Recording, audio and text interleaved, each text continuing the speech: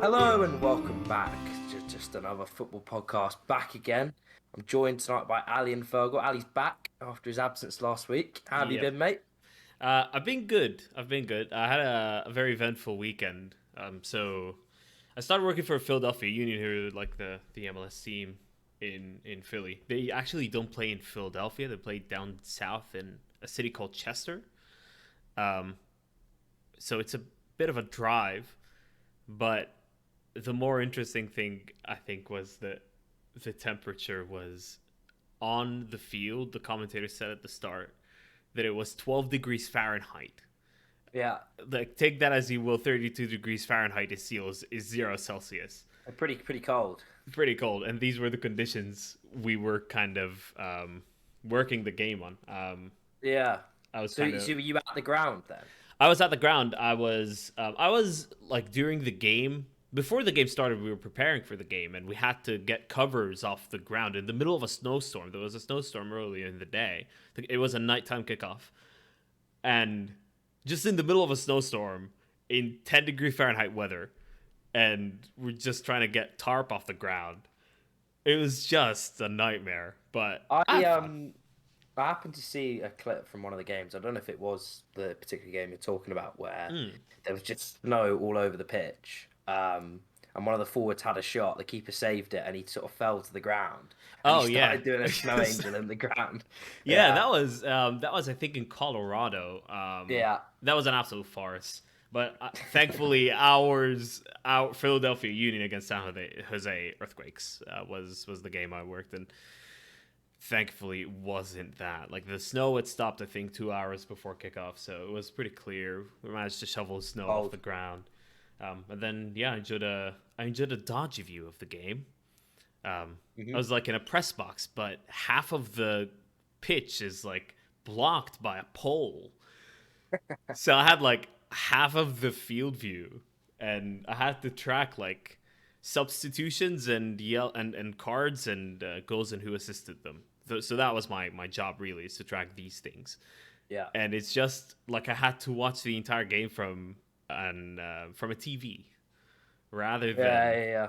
Well, I mean, from the at ground least you had itself. that luxury. I Uh, remember. I think it was at Upton Park, and it would have been mm. about 10 years ago. I remember I went to a game there. In the away end, there was a very awkwardly positioned pillar, which basically meant that you couldn't see what was going on in the centre of the pitch up the other end at all. Which probably goes some way to explaining why they've since moved grounds. Because yeah, that certainly doesn't fly. Fergie, you've been a bit blocked out of the conversation, mate. Can you match Ali's weekend for entertainment there? No, I was sadly working. I probably could have matched it for entertainment as I was offered tickets to the Irish League Cup final, which is actually Ah, the Northern Irish League Cup final. Ah. yeah. But I was working and couldn't go, and it ended up being 4-3. It was in extra time. It Oh. was a Desmond in normal time. I think it was a Oh, 90th minute equalizer. I don't really support either team. It was Cliftonville, Coleraine. But yeah, it could have been a lot. It could have been a great weekend. My mate ended up going to it, but yeah, I hmm. couldn't go to that one unfortunately. Doing But quite well. shout Match out You entertainment. to should have the told cup your final. should have told your managers there's a Should have important just went. business to Should have attend went. this weekend, and yeah. Yeah. Yeah, no, it sounds like you missed out nearly a double Desmond. So moving on, got a full recap of the weekend's action coming up for you guys. We'll start with probably the biggest talking point in the Premier League at the moment, which is Everton and their continued troubles. Another loss for them at the weekend, and it's something like 9 points in the last, I think, 26 games. I mean, it's just absolutely abysmal the run they're going through. And I think for the first time, given their two results this week, obviously the absolute smoking that they got given by Spurs, and then the loss to Wolves on Sunday. I think for the first time, in my mind at least, they are firmly in it if they weren't before. Because I've always kind of been of the opinion that they'll string a few wins together and they'll get out of it. Kind of this arrogance, really, you get around big clubs, like they're too big to go down. But if you just look at what you're watching from Everton, I think it's in the last four games, their expected goals is 1.6, so zero point 0.4 per game. They're offering nothing in attack. They can't defend. It's a championship level back four. Um, really, really struggling, and their fixtures don't get any easier, Ali. They have a lot of tough fixtures coming up. I think the trajectory as it is, regardless of who they're playing, is looking pretty bleak. But I mean, considering that they still have Newcastle to play, Newcastle are like what, second or now third in the form table. Mm.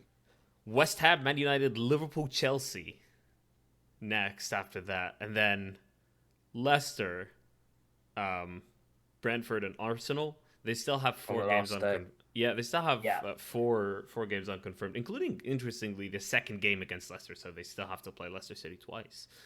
Yeah, because they're FA Cup, because they're still in the FA Cup, which is it'd be funny if they could do a Wigan. They could win the FA Cup and get relegated. The only thing about it is like so they've difficult fixtures, and the other fixtures they have are against the other teams down in the relegation places. Yeah, exactly. It's either a really tough game or a must-win game. Yeah. So it's like it is that ultimate, like, you've got like 10 cup finals to play. It's either a 6-pointer or a massive game or a big team. Do you know what it is? The way it works with the fixtures near the end of the season. I think you saw a bit of evidence of this at the weekend with Watford beating Southampton. Southampton are a good team, but they're obviously a better team than a lot of the teams down there. But like, where can they max out this season? They're not going to get into Europe, and they're not going to get relegated. So it's kind of, you get in towards March and April. A game against a team like that who don't have loads to play for. Like, obviously you want to win every game, but what you're talking about there is, if you're playing your immediate rivals, or you're playing the teams at the top, those games can kind of end up the hardest. And then the games against the teams in the middle that can kind of be on the beach, if you look at sort of in a month's time, potentially, they can be the ones that are potentially the most winnable for a team like Everton.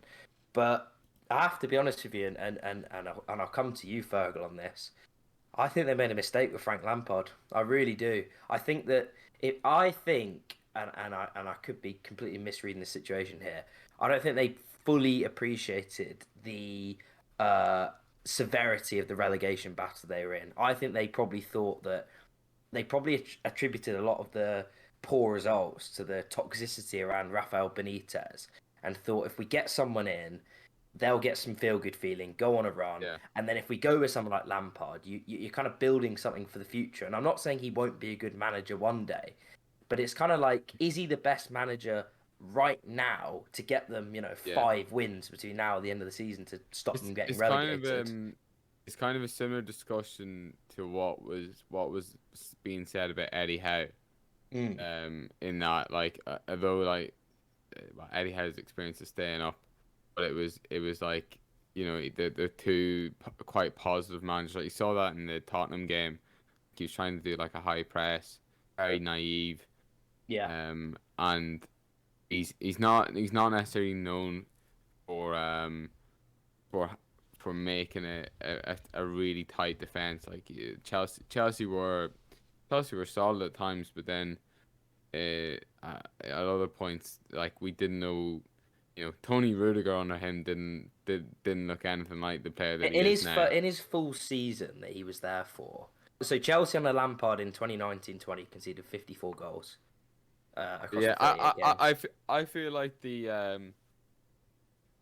like that like you said, I was of the opinion that Everton were a better team than what they were, and they'd get a bit of a bounce, and then like start climbing up the table, and they'd have the better players to be able to play Lampard's idea of football, which is like he likes his teams to press and is an ambitious manager in what he wants his teams to do. Whereas I feel like it is more of a Sam Allardyce job. Like, it is, or at least a Roy Hodgson job, in that the first thing you need to do is shore up that defense. And so you need that type of manager, and it might, as you said, I don't know. I thought it was a good appointment just because I thought for both sides, I thought it was a good, like, if he keeps. It's a good job for him, I think. Yeah. I think he's not. But if he takes them down, it's a terrible job. Then he's probably done managing in the Premier League, at least for. I think it would take a a really good opportunity for him to manage again in the Premier League. Yeah. It was a lot of things would have to go his way, like they have done for this job. Like it was like there's nobody else Well, if you look at it, right, look at wanted, who and then the guy that they're trying to get in, the Everton fans absolutely, it was him. protested against. It was Lampard, Vitor Pereira, and I think Cannavaro was the other one they were Yeah. looking at the time. Yeah. And you sort of look at those three names and you go, yeah, Lampard's, he's a decent appointment because of the fact that the other candidates going for it weren't particularly good on paper. And even if you go back to the summer, they appointed Rafa Benitez, right? And obviously we know how that went. But who else was there at the time? Like, I do feel like at the moment there is a bit of a dearth of top quality managers out there for any club, let alone if you're Everton, who, let's be honest, don't have the pull of, a big team in the Premier League. Certainly not when they're battling relegation at the moment. I know, Ali, you're going to pull me up on it in a second, but just let me finish this point. Okay. I think that they could have done better than Lampard, no doubt, and maybe they should have gone for a short-term appointment. But I don't think there was an obvious, attractable option out there. If I'm deadly honest with you, No, Eddie Howe's available this summer. But Eddie Howe was available in the summer, sure, but he wasn't available when they got Lampard. I take your Yeah. point. They could have done better in the summer than Benitez. I think everyone looked at that and thought definitely. that's a pretty questionable appointment. But my point was, you've got to look at it, and the ambitions at the start of the season and the goalposts have moved from when they got Benitez to when they've eventually ended up appointing Lampard.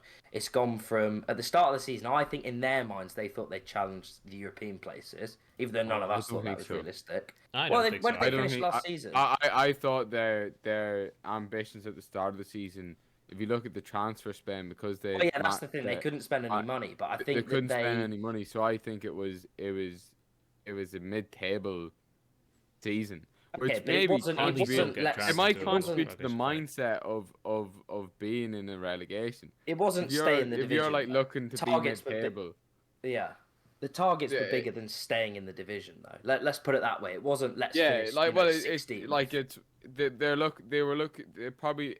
I I would take say your point. I would Europe's say they probably a would bit have been looking to ambitious get with the top half transfers. at best, Yeah. and sort of safely, and not and not anywhere near a relegation scrap at a minimum. And Yeah. now they're one of the. I actually forgot they couldn't sign anyone. Yeah. And But last season they finished 10th. I think they would have expected to finish similar, if Yeah. we're being Yeah, honest. definitely. Like at Yeah. worst, 12th or something like that. But I'm struggling to find encouragement from what I'm seeing from them at the moment. I think the only thing that people have pointed out is that they've got 7 home games left now. I think it is 5 away games.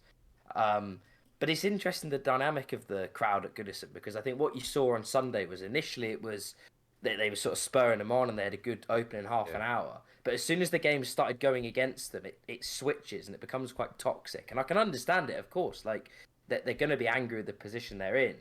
But when you've seen these players struggle to play away from home, struggle to play in hostile atmospheres, I think a similar sort of effect could come into effect when they're playing in front of their own fans and they're not performing, and that pressure comes on top and it kind of becomes toxic from your own supporters. So, Goodison can be a means for encouragement for them, no doubt. But if they continue to struggle, continue to play poorly, I don't see it having the kind of revitalizing effect that maybe some, and Lampard certainly, I think he's banking on it. Whenever he speaks in his interviews, it's the one thing he keeps going on about is how much he wants to win games at Goodison, because I feel like he thinks, and certainly the general opinion is, they've got much more chance of winning there than they do anywhere away from home. Yeah. And there's the uncertainty about what's currently happening with Alisher Usmanov, and obviously Usmanov it's not like a Chelsea situation. It's Usmanov is the main funder, his fund is what offers financial support to Everton or provides the funds to Everton, and Farhad Mashiri is the chairman of that fund and Everton's the chair of Everton, chairman I should say. But there's the uncertainty around that. There's financial fair play issues that have nothing to do with the Russian invasion. No, they're in trouble anyway. They've reported losses of about 260 million, I think, Exactly. over 3 years. Exactly. So they're going to be in trouble at the season end, no matter what. It's a really bad situation. But then you throw in the fact they're looking to build a new stadium. I mean, it's just Yeah, that probably isn't happening. I, well, I, I, I th- don't I see how think it they've can. I think they've made you look a fool, Ali, because a couple of months ago you were calling them vanilla. Anything from vanilla now, they're more rotten egg There is a there's title for stuff the actually episode in there happening at somewhere. Everton now. Yeah, rotten egg. Rotten egg. There we go. Before we move on, do we think they'll get relegated? I think Well, that. I just Go brought on, up Fergal. the I have a lot of thinking to do. 538 predictor. Yeah. Good And work. so they have Norwich down 99%. Yeah, 99%. Yeah. I think they had Everton 17th, didn't they? I saw this earlier. Yeah, Watford 76, Burnley 45, Everton 38%, Yeah. and Leeds 36. So they've got worse odds than Leeds according to 538. So that I says a think that's lot. about fair. I would have been interested actually to know what it would have been before Leeds won their game. and Leeds Everton won lost. at the weekend. Yeah. Let me see. Yeah, actually, that's just swung it their way. Just looking at the predictor before the weekend, it was Leeds 37, Everton 30. So, about what's that? An 8 point swing or so. So pretty interesting stuff. But like, it just shows. I think they are down. I think the issue is you look at Leeds. There's hope. Everybody's pushing in the same direction there for definite. It's just a matter of it clicking into place at times. Burnley looks so comfortable in this scenario. Like, I still think they'll stay up. And Brentford picking up points.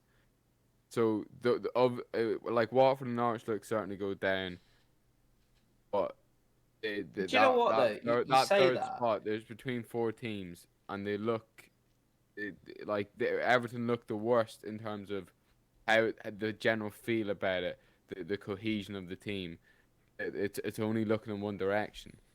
The projection looks like it. I would say they have, because of their games at hand, and because there's still that many games to go, anything can happen, and there's like the turnaround in form can be really quick and really sudden. Who knows what can happen in the Premier League? All of that. They just about stay up, but next season they will finish something like last because of their financial issues and because of what's going to happen in the summer. Yeah, I think We they're gonna don't know have to what's get going a to happen in points the summer, deduction. but inevitably they will be in a lot of trouble. That will mean reducing the squad quality, which is, It'd be Richarlison it's and not- Calvert-Lewin gone, and then exactly. Calvert-Lewin will go it'd to be another Arsenal. Damari Gray and I Townsend hope coming not. in. Yeah, but definitely Who would India? their squad quality will significantly decrease. And yeah, maybe we'll see a point deduction in there. So if they don't get relegated this season, it'll be next, given everything that's happening. Yeah, I the only reason I'm sort of concerned for them is those fixtures. Whereas even someone like Watford, for example, I just looked at Watford's fixtures.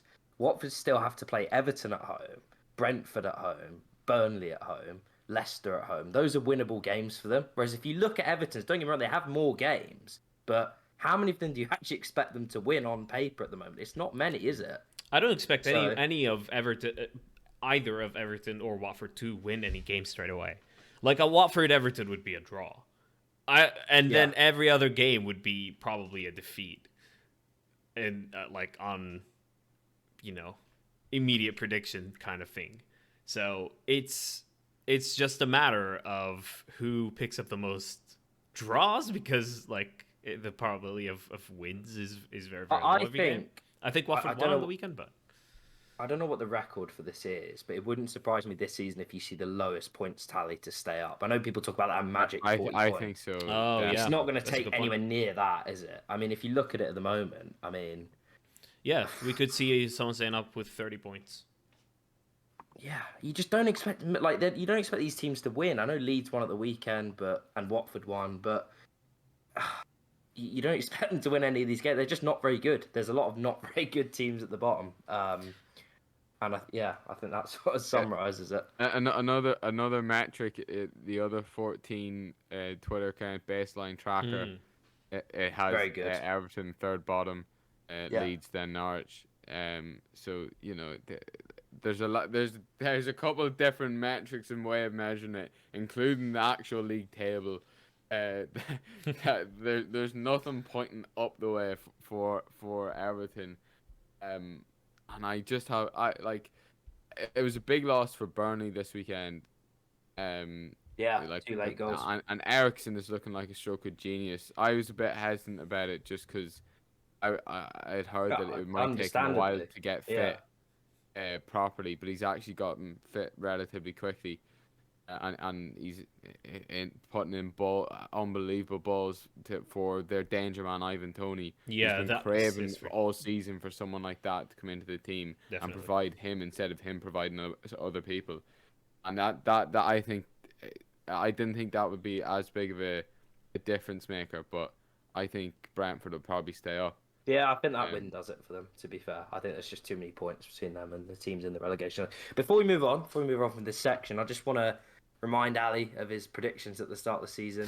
Again, predicted Everton to finish above Arsenal. Any update on that one, pal?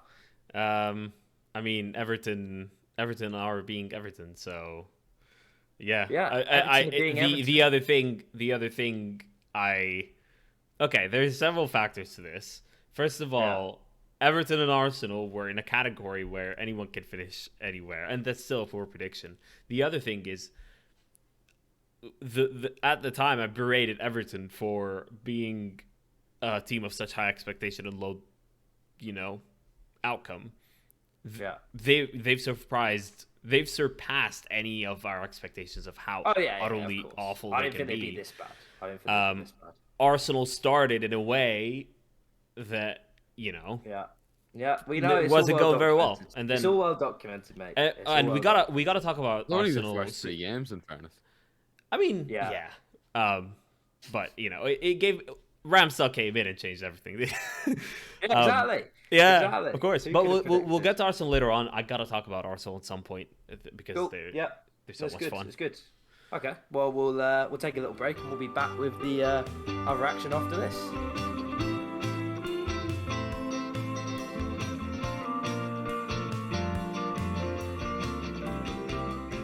Thrilling win for Leeds over Norwich at the bottom, and an important one for Jesse Marsch, getting his first win on the board. Thrilling finish there. 2 goals in stoppage time. What do we make of this, lads? Do we think this leaves Leeds in a good position to stay up? I think it does for a reason. It's only Norwich, but this game, and I chose to watch this game because I had a feeling that it could be as entertaining because of how open Leeds are generally, and it's such a scrap down there that it was very intriguing. The amount of chances Leeds created for themselves, and those chances being of such high quality, is extremely promising, even though it is only Norwich, as I said. I think they have it in them. I think they have it in them to just keep creating high quality chances, and they have they still have the energy to perform in the physical capacity that they do. They have the top 3 or 3 of the top 5 sprinters in the whole league. I think Leeds stay up. Kind of an overall assessment since Marsch came in. I thought they played well against Leicester, and kind of Leicester, have their own faults. I don't think they were a particularly great side this season, but Leeds probably deserved something from that game. But then they were really poor against Villa, and it was kind of discouraging if you're a Leeds fan, because you think, okay, we've turned a corner, we probably should have taken something against Leicester, build on that against Villa at home, look to get some... And they were poor, and they lost the game 3-0, and you sort of... I can't quite predict them. I think they're probably... I think it's early. It's early within Marsch's tenure to see a clear trajectory of where they're going. Yeah. There's caveats to both performances, and it's not clear yet. the winning goal, which was a brilliant moment, and your man, um, Joffy, it Joe was just Gallagher. some of the commentators, I like just put a smile on Yeah, your face that I've goal. seen a few today. Yeah. They're very good. The whole thing, it brilliant. I've got a real soft spot for Leeds, as we've talked about before. But the yeah, I am still like really worried about them. I don't think that it's clear yet how improved they are from this Norwich performance. I think the fact that it is Norwich is massive. Like the winning goal, like it's so poor from Norwich. Like the Yeah. centre Yeah, back loses a header to Gelhardt, and then they're just in. Like Yeah. It's from like a hoof up the pitch to a header. it's I saw as well a comment on it. If you watch Ozan Kabak, he just runs into the goal. Like I he's obviously trying to stop Rafinha putting it in, but then he just carries on running and ends up like in the net. I can't believe Ozan Kabak less than a year ago was playing a Champions League game starring Yeah, at Real Madrid. yeah. I I think he kind it of can't enter my mind. he takes the quality of people around him. Like if you put good people around him, he's probably all right. But God, he's been poor for Norwich. Good grief. Kabak is like it's like the tale of like of these wonder kids is unbelievable. Like I remember him getting talked up.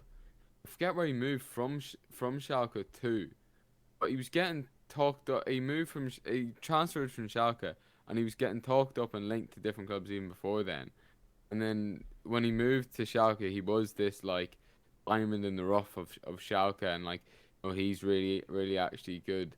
And Mm, then he's just gone to Norwich. The last thing he needed to do was go to go another there. a Yeah. bad team like Norwich. Well, they're the English Schalke in terms of like where they're going to finish in the league. You're going to do a lot of He's like defending, concede Leroy a lot of Fur. He's gonna goals. get a reputation. Is it Fur? Yeah, it was Yeah, Fur that was They're constantly fair. getting. yeah. It was like I was you're getting always going. Oh, he's relegated. a decent player, and then he always just gets relegated. Yep. Yeah, they.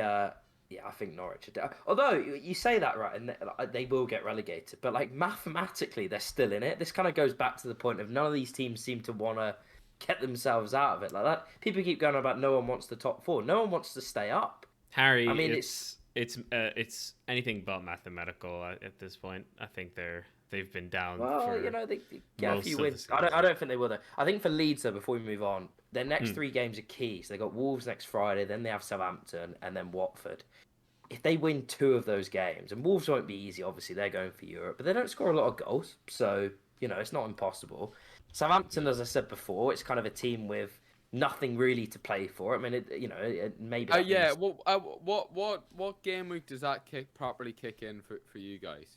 I think it's not is it quite from yet. here on? No, I don't think quite because I heard someone say Southampton are on the beach, and I don't think you can be on the beach with 10 games left. I think it's sort of from the middle of April onwards. They got them on the 2nd, so maybe that is slightly too early. But it's kind of when you get into that 5 games to go, and it's like you're not going to get relegated, but you're also not going to get into Europe. So you can finish anywhere between 10th and 14th, say, right? I think you start to see it a little bit. But I think it's a bit early to be saying it yet. But I'm not even saying that they give up. It's just kind of mentally you're not quite. I mean, you watched Southampton a few weeks ago. They were beating Spurs. They went to United and played really well. But then they got beat 4-0 by Villa last weekend. And then they lost to Watford at home. So, like, you've got to suggest at least part of that is they've mentally. And they're in the FA Cup as well. So maybe their attention goes to that a bit more. But I do think it happens. I do think you see evidence of some of these middling teams in the Premier League. They just slightly take their eye off the ball a bit. With sort of Oh, they definitely. There's some. There's always a team, a relegation team picks up 3 points out of nowhere against one of these sides, and then that lifts the whole confidence of the relegation team. So like on the last day of the season, I think they're the teams you want to be playing. You want to be playing them, yeah. Yeah, No, I agree with that. I agree with that. But that is big for Leeds. Those next, as I said, those next 3 games can go a long way if they can win a couple or even win one and get a draw. As you said, like teams aren't picking up many points down there, so it goes a long way to getting you safe. Yeah. Moving on, unless you wanted to add anything else. No. You just said Southampton were on the beach there. briefly, and they're defending for the first goal they conceded against Watford. And that's kind of it's an example. There's about 3 errors. I remember seeing it on Match of the Day because I heard on the radio as I was going to the Arsenal game, this sort of commentator saying it was a huge mistake. And there's about 3 huge mistakes. That sort of, like, the first guy makes a mistake, then he goes to the keeper, then he gives it to Salisu. Salisu makes it. Like, I mean, who do you want to blame here? Like, any of these guys could be responsible for that. But, they're on the beach, so the surface isn't very. Yeah, exactly. The ball's getting stuck in the ground. It's tough. sand. Only Willian could thrive in such an environment. Of course. Oh, Willian. Moving on. The big game of the weekend was Man United Spurs, and to be honest, my assessment of this game was it was just prime Barclays, really, and it kind of summed up both teams for me. They were both absolutely chaotic and quite bad, to be honest, and it made for a good game. Obviously, Ronaldo was exceptional, and we'll get on to him in a second. But I mean, it's a manager's worst night. It actually reminded me of the 3-2 game we had with Man United as well, where both teams were just all over the place, and it kind of produced a bit of a end-to-end chaotic basketball match where neither team had any control really at any point. And it was kind of individual moments that ended up winning the game, and it was kind of what you see here.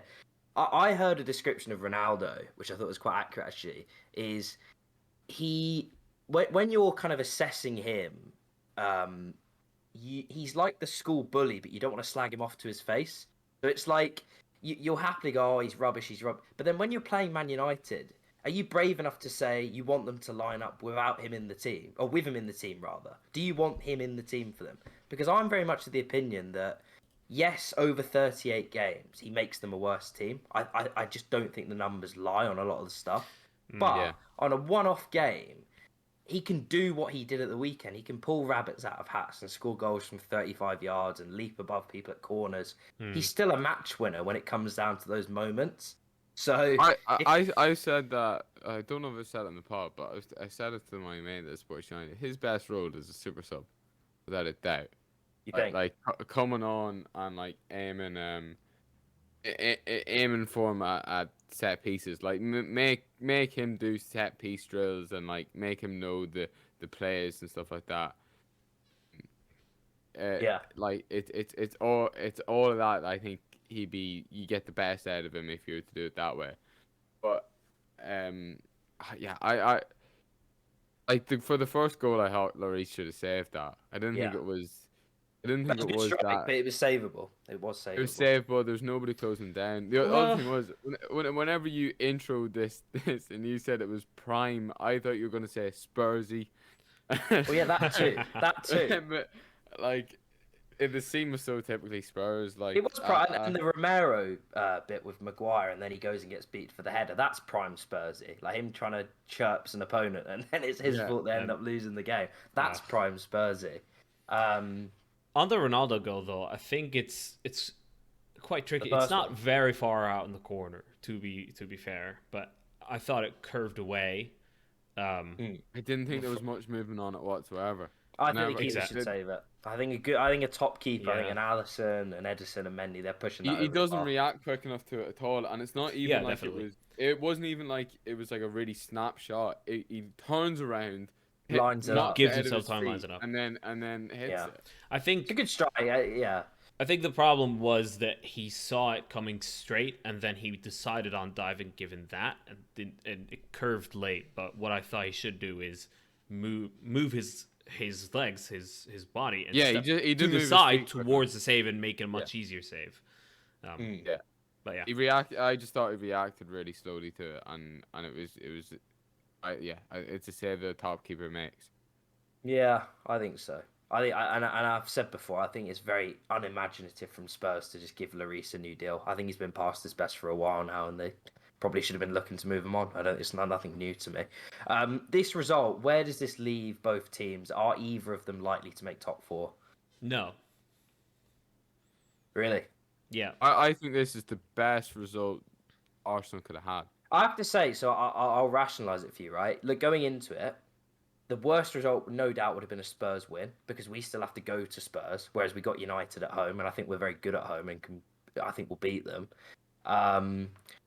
I wouldn't have minded a draw because it's one of those where you want both teams to lose, but obviously they Yeah. can't. So it's like, what's the next best thing? Okay, if they both draw, they both drop points. It is interesting with Spurs because Spurs still have 2 games in hand on United, and you go, well, if they win those, they go above them, but they just can't seem to. They're in this cycle of win loss, win loss, win 7 loss, win games loss. now. I think it's 7 alternated. wins and 8 or the other way, 8 wins, 7 losses. Like they just can't get out of this funk of inconsistency, and I still think they're a threat. Like I guess you guys kind of have more of a obviously an unbiased take on it because I'm invested in it. I'm kind of very reluctant to go right. We're Not favourites. that unbiased for me. Well, the point is you don't have a horse in the race, so to speak. Yeah, Chelsea, yeah, I don't think get dragged into it. Whereas I'm looking at it thinking, okay, we should get top 4. I wouldn't switch our position, but we've still got to play 12 games. Like that is a significant part of the season still Definitely. remaining. It's 1/3. So I want us to open up. Like I want us to go to Spurs with a 10-point gap, and you know what? If they beat us, I don't care. Like it doesn't matter. Whereas if we go there and it's like I don't know 6 points and they get within 3, like it'll be tight enough. So And also with your young squad, it's good now you've got a clear gap. But if the pressure started to build this is the with a few thing. games to go, and the other 2 teams, they feel like the opposite. That well, maybe not Spurs. You really can't rely on them for a win. But the United team, there is that sense that if things did click into gear for them, that and they started to play well, they would also be able to grind out the wins with the likes of Ronaldo popping up for goals. Yeah, and so maybe if it became tight, I would worry for Arsenal how they react to that. It's all a within the bit. squad. It's quite difficult to judge it at the moment, obviously as well, because none of the teams have played the same amount of games. Like we've got 3 games in hand, and I know teams will go, okay, they're against Chelsea and Liverpool and Spurs, but Man United have still got to go to Anfield and they've still got to play Chelsea at home. So like they've got those fixtures and we've got them, and 2 other fixtures in hand. So Man United have got, I think it's 9 games left now, and 3 of them are against Chelsea, Arsenal, and Liverpool. So they're not guaranteed to pick up points in any of those. So I wouldn't switch our position for theirs, certainly. What did we moving on- think? Just Yeah, go on. before, what did you think about whose goal was it? One of the Spurs goals, and do you think it was offside? It should be offside. Harry Maguire's? It should be. It Oh, should be Harry offside. Maguire's own goal. That's The what own it goal. was, yeah. It should be offside. This is This actually happened in the Leeds game as well. Yeah. Where Bamford was offside, but he never touched the ball, so he's never deemed offside. And then in that move, so it breaks and they end up scoring a goal. He's influencing the play, and it's the same here. Maguire only makes the interception because Romero is behind him. Like, Well, remember the what's it called? The European Nations League. Yeah, the Nations League final. Remember the Mbappe goal that was given onside? He was way off, and then the defender just about gets a touch on it while sliding. Oh yeah, And then it counts as a pass back. Here's the thing, though. If that situation happens and it's with feet and it ends up with the goalkeeper, that has to count as a pass back too. Since if it counts as a pass back to Mbappe, I thought you know what I mean? It's just that was backwards. The Nations League one. That was the first time I've ever seen that rule interpreted like that. Yeah, and then it just carried on. And I thought it was entirely wrong. Yeah. And I haven't really seen too much of that same thing. I think that this whole thing about influencing the play, you've seen it with set pieces in the Carabao Cup final. I think this has come into the game more. I think it's slightly different to what you were talking about, Ali. And I think it's I think that Harry Maguire own goal be given out as offside. I think it's an evolution of that, and how. But the same thing again is you're getting into hypotheticals a bit. So I understand maybe if they just don't want to avoid it. But I felt like he was so much offside, and the fact that it was an own goal, I just thought the only reason he's done that is because he sees the guy behind him. But because he's not even in Harry Maguire's line of sight or anything like that, it's not interfering. And then finally, just on my wee ramble here, Ronaldo called himself the GOAT. I did see that when he was talking about Tom Brady. Yeah, Look, I have no problem with Ronaldo being considered a GOAT by other Yeah, but people, not by himself. but not by himself. No, That's well, he can think it, but like, don't express it because you just look a knob. Like, you There don't. was a goal celebration at the World Cup by Ronaldo where he remember he grew a little bush of hair on his chin, and he went like Oh, he rubbed that little piece of hair, and it was apparently like, oh, I'm the goat because goats have hair on their chin. uh, I don't doubt Messi has probably a very similar ego, but he definitely seems smart enough not to show it, and and maybe just prefers not to be a bit more private than Ronaldo does. But Definitely. it's an unbelievable ego from Ronaldo. Yeah, he just Sickening. looks a knob. I think he's a knob anyway, so like, it doesn't change anything for me. Yeah. But yeah. Um, moving on, we touched on Arsenal a little bit. Another Oh, good win, another solid win. Playing some good stuff at times. some good stuff at times. Arsenal are Yeah, one of the no, most I'm not getting entertaining teams in carried the away world. because you got to understand, right? We got Liverpool in a couple of days, and we'll maybe preview This that.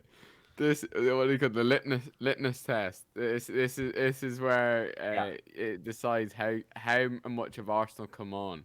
Are they actually playing well? Or are they actually Well, I like don't know. Do you know what I would say? It's not necessarily if we lose to Liverpool, we're bad, and if we beat them, we're great. A lot of it depends how the actual how? game Yeah, pans yeah, out. definitely. The Like the Man performance City game, we itself. lost the Man City game, but everybody was That's true. encouraged because of how well we played. I think people Yeah. recognised, look, they played well on the day, should have taken something, maybe blew up a little bit. Some of it was self-inflicted with the Mhm. penalty and the red card, missing a sitter.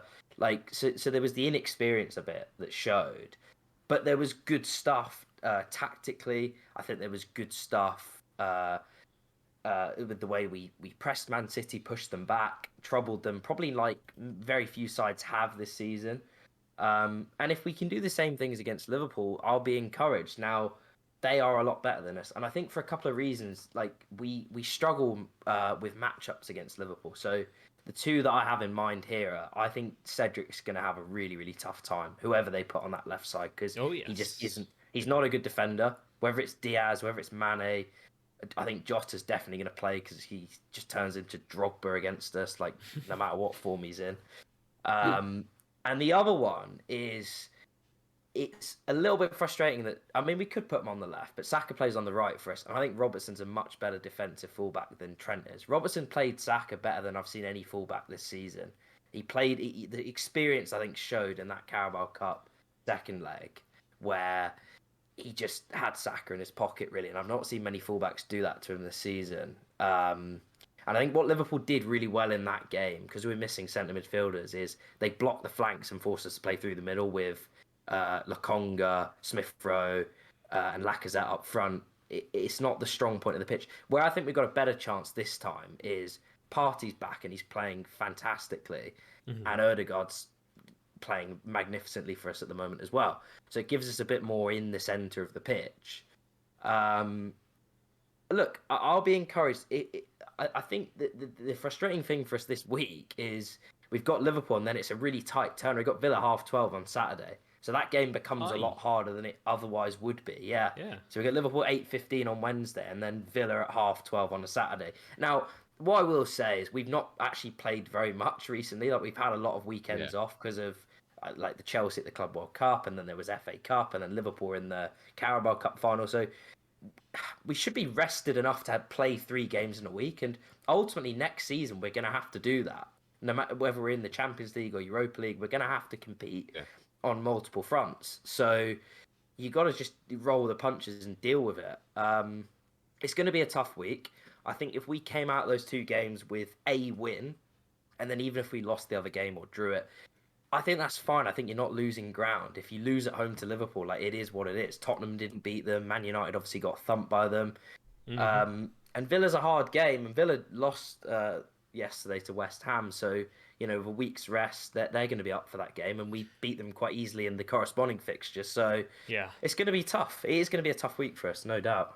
I think it's going to be a tough game for Liverpool too, just because Arsenal at the moment are on such good form, and one of the things that they're excelling at the moment is playing through in tight spaces and playing through pressure and the ability to break lines, especially through Odegaard.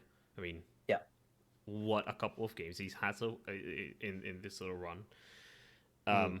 The problem with Liverpool is that we press, try to win the ball back immediately, almost at all times, and it's sometimes, to me, concerning that with a team that can play through the press and is able to make 1-2s and little combinations, are able to play around a Joel Matip pressing high up, 10 yards past the halfway line, and then you get runs from like a Saka or Martinelli. So Martinelli, I think, would be the one that could, like, the type And of he runs did in the makes. Carabao Cup game. Klopp singled him out for praise. He was the one who looked the most likely, I think. Yeah. He's the one who what he's very good at as well, and it kind of goes under the radar. When we go long, he's very good at making it stick, like bringing it under control. And you see those Liverpool forwards are very good at doing it as well. When they play direct, hit balls into their chest, into their feet, they get it on the ground and just attack defenders. He's of a similar ilk where if we want to play direct and want to play through a press, he's a good outlet. Because even though he's not the tallest, he's very good at, obviously he's very quick and he runs in behind, but he's also very good at getting the ball down and getting at people quickly. So I get what you're saying. Like, if we can cause you problems, and Definitely. I think Liverpool in recent weeks, as good as they've been, there has been vulnerability in games. Like, you can play through them, you can get them in transition, and you'll get chances. But the thing is they're happy to do that because they'll get more chances going the other way. So yeah, it's kind of a catch-22 with it. Like, we're going to have to defend well, we're going to have to get lucky, and we're going to have to take our chances. And that's been a problem for us against Liverpool. We haven't scored against them, I think, in 6 games. So, yeah, right. there's been a few League Cup games, I think, thrown in there, which kind of skews it a little bit. I think there might have been a Charity Shield one, which, actually, that was 1-1, wasn't it? But there was 2 League Cup games this season, the league game. I think last season there was a League Cup game and the 2 league games. So it's 6 games over 2 seasons where we haven't scored a goal. We're due one, but remains to be seen how we do. I just want to touch on one more thing: refereeing. Yeah, I know it's getting boring, isn't it? Fergal, Chelsea got away with one this weekend, I think. What? No, I couldn't get over it. Yeah. I was sort of half watched now. I managed to get a bit of it on my break with work. And then watched match today back. Like, I don't know how he got away with it. It was like there's like 2 or 3 fouls in it. Yeah. Like, such a strong pull of the shirt, and like in so many of the other VAR decisions, it's like has he got enough of his shirt? Is the question. But Chalobah, he's got like loads of the shirt, and then on top of that, he's like trying to get his foot across him. He's There's a very, trip. very He doesn't get lucky. the ball, does he? He did, He like, does. I don't think he gets anywhere near the ball. I think the thing is, I heard Dermot Gallagher say this on Sky Sports earlier. It was one of the more intelligent things he's actually said, which is basically, if you're looking to overturn that as VAR, the referee gave a corner. So the referee clearly thought that Chalobah had got a piece of the ball. He didn't get a piece of the ball. He was nowhere near it. So that's what you say to him is, look, if you think that was a corner, you clearly think he got the ball. He didn't get the ball. So come and have a look at what's actually happened. Yeah. But it goes back to that old saying, like, they don't overturn stuff. They don't get referees to come and have a look at it for the sake of having a look at it. It's come and have a look at it and overturn it. Or don't come and have a look because you're not overturning it. But I just look at that and I think that the one I go back to, because obviously I remember what happens in our games, Xhaka did a similar thing. Xhaka had Bernardo Silva's shirt. Now, the shirt pull wasn't enough to bring him to the ground, but it didn't matter because he was pulling his shirt. A penalty was given. That's kind of a common acceptance in football. If you pull a shirt, it's a foul. So I don't really understand the inconsistency in that because I couldn't get over it, dude. Like, it was almost like Chalobah knew he was gonna get away with it because he holds on to him outside the box, and then you see a lot of the time defenders will be smart enough to like let go as soon as they get into the box. But, like, it's like he knew he was gonna get away with it. He grabbed on to it for dear life. And then put 2 legs across him. I couldn't get over that we got away with it. and Yeah. I don't know what you thought in the Havertz one, with the elbow. I thought that was, I felt well.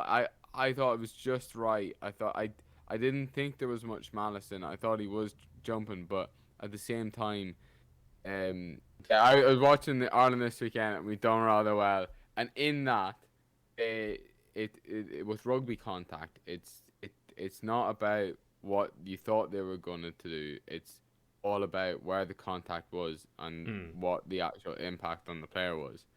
And it is that question of should that sort of clinical thought be brought into football? In which case, Hazard puts the bony part of his elbow in the side of the temple, makes Dan Burn bleed. Should that be a red? I think it'd be a fair. If He he gets was away given a with it. red, if he was Gets given a away red, with it. I wouldn't mind. It wouldn't be too discussion. But his goal was Oh, it's brilliant. sensational. Oh. Sensational. There was almost touch like a of the beat season. to it. It was like touch, composure, finish. It was like just like a boom, boom, boom. In like in the exact same space of less than a meter. It's magnificent. And then the fact that was just backhand the pass. fact that it was Dan Burn that was marking him, it was rather funny. Yeah, right. I'd be That's fuming. exactly- I'd have been absolutely fuming as a Newcastle fan. I got to be honest, my head would have been gone. I don't think we're going to talk about the Chelsea takeover this week, are we? No, because No, there's I'll just touch on it because to be honest, I haven't been paying attention to it because mainly I'm like, it's changing every day. We might be getting a Saudi and we might not be. I can't be arsed reading about some random businessman until it's confirmed don't get invested in it. that it's well. I'm not getting invested. I'm more dreading. So I don't want to put myself reading through all the whatever crime they're connected to, and then going God. and then going, oh Good no, point. it could be you know this blood money or it could be that blood money. I don't know which blood money I'd rather. I can't be arsed for that. So I've been honestly staying out of it and not really paying attention to it. We'll talk about it more whenever things are more confirmed and more known. Go if you want to know. Go listen to the Chelsea Athletic podcast. They do a whole section on it. There you go. They're experts on it. Plug-in competitors. They are bloody good though.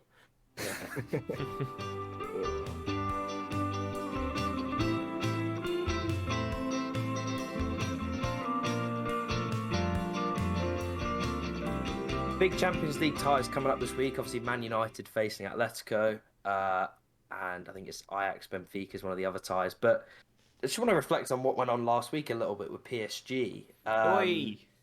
Oh, Chelsea have got to get the bus to Lille as well, haven't they? Or the train, A or the seven-seater. seven-seater. Well, yeah. That I thought that was a strange comment from Tuchel that he was like, you know, he's clearly just making a wee joke there, but on an exaggeration. But like, why choose a 7-seater if you're gonna be in this world? You know, like, why not say I'll drive a bus myself? Yeah. You know, Yeah, the fact that it was a 7-seater. 7-seater is like, Oh, you're not gonna have enough players, pal. yeah. You drive the 7-seater all you We're want. playing five-a-side, Tuchel. Yeah, five-a-side street football. No, it's funny. Yeah, Ali, you wanted to touch on PSG.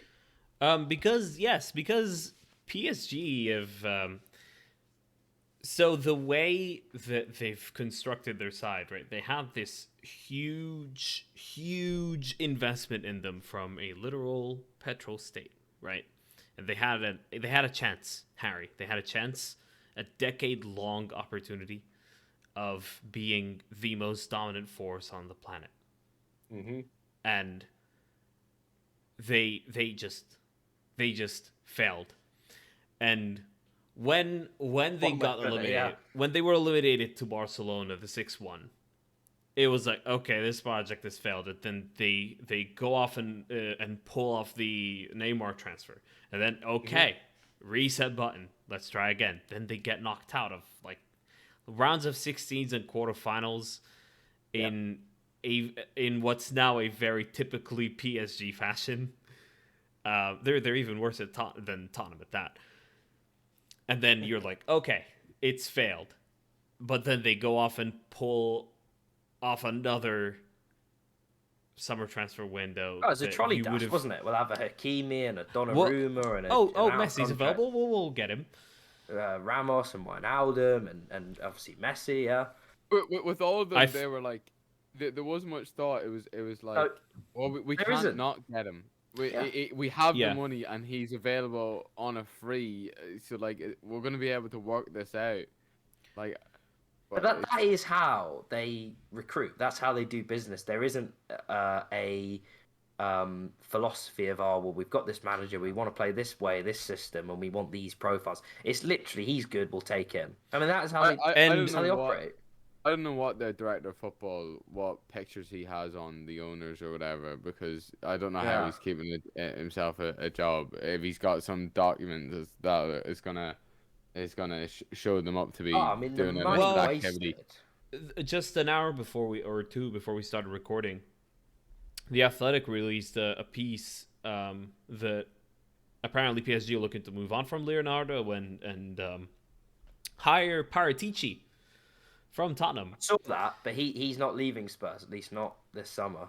Well, it's a target of theirs anyway. But Yeah. speaking of all those previous failures, Harry, Yeah. I think this is the end. I think this is it. Of what? Of the PSG project altogether in terms of having any chance of winning the Champions League ever again. I don't think it's going to happen. I think there's Wow. more of a chance of, in the next 3 years, the Super League happening and PSG not getting involved in it than PSG winning the Champions League for definite. Because I think the Super League will happen inevitably. Yeah, that's PSG another will point not win though, the isn't it? Champions League in that time. Gino Wijnaldum is apparently, conceded to make a mistake. Oh, well, if you believe, I think it was like the Mail or the Daily Mirror or whatever, but I wouldn't be surprised if that's actually the case, that he regrets moving to PSG. No, neither would I. Neither Um, would I. Mbappe's obviously going to go. I don't know. Neymar might look to leave. The other thing is the Qatar money might they might pull out. Their World Cups this year. Yeah. There's this was all a build up to the World Cup, so and having a big impact on football. So now they've had their moment. Like this time next year, where will that leave PSG and Qatar's plans to influence football? Are they like I know it's apparently really important to them that Mbappe is still at PSG for the World Cup. So I don't know for certain if Mbappe will move. I feel like he might sign like a 1 year and be convinced to stay. That they might find a way to convince him. I've heard different again. Another thing that's so up in the air, but I'd be interested to see after the World Cup, does Qatar have an interest in football and an interest in keeping PSG? Obviously, it might take a season or two to wind things down, in terms of the money and sell stuff on. But it'd be interesting to see if they after the World Cup will they be putting loads of money into it to go for a Champions League? Is that another goal that they want to achieve within football before they cash out? What you're describing would be great if they just fucked off. If they just left. I'm hoping all this with PSG failing, Abramovich getting disqualified, and all of this, and where Usmanov's situation is going. This hopefully could be like the end of this huge political influence. Well, there's still Saudi Arabia with Newcastle, but my point in that was what's interesting, and I don't know if we talked about it last week, but definitely over the weekend, that Abramovich was taken off of the like fit and proper persons test. Like he's now sort of failed that retrospectively, and as a result, within the Premier League rules, he's disqualified.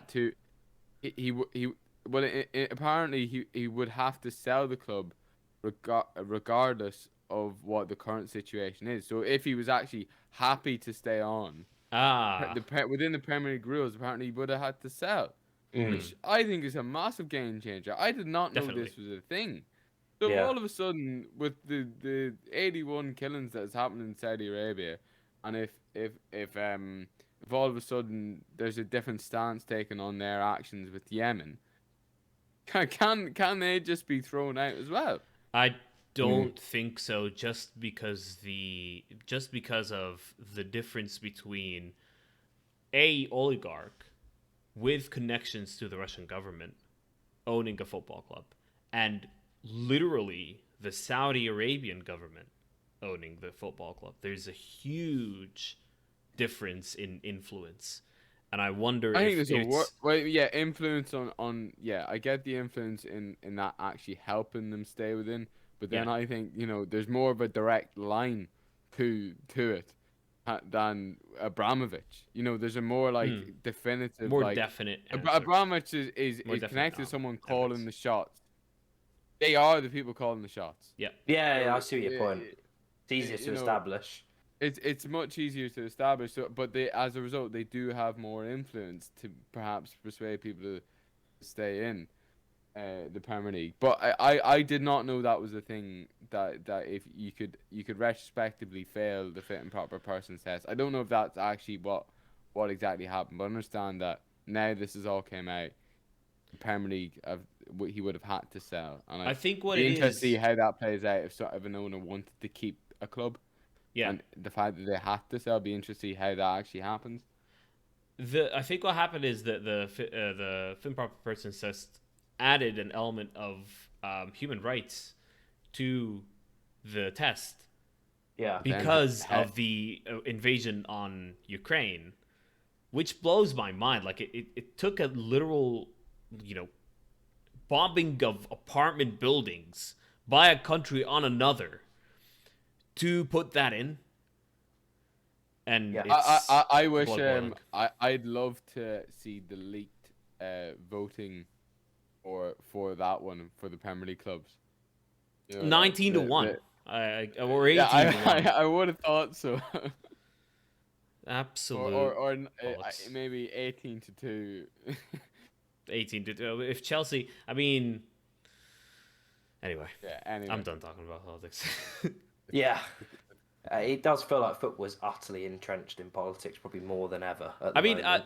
what I was saying at the start of this sort of discussion is, I hope that this is the start of the end of, the influence of politics to this extent that we have at the moment.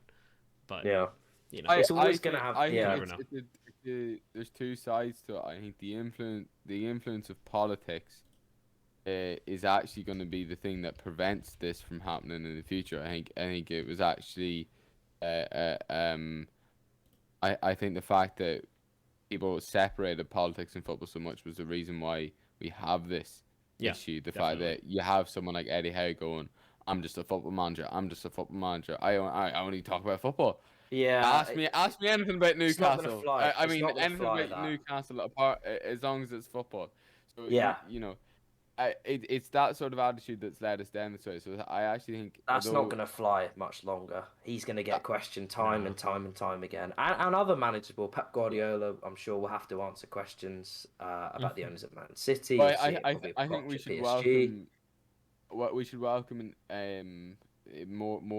more politics in the right way into football or an acknowledgement of politics within football. Well, I don't think It's you not can ignore necessarily it. politics. It's more just human rights, really, isn't it? Anyway. And a Yeah. bit of common sense, please. Absolutely. Yeah. Yeah. Well, we'll leave it there for tonight, lads. Thanks What as ever a for your company. depressing note to end on. I know. Well, That's quite hopeful. I'm hopeful.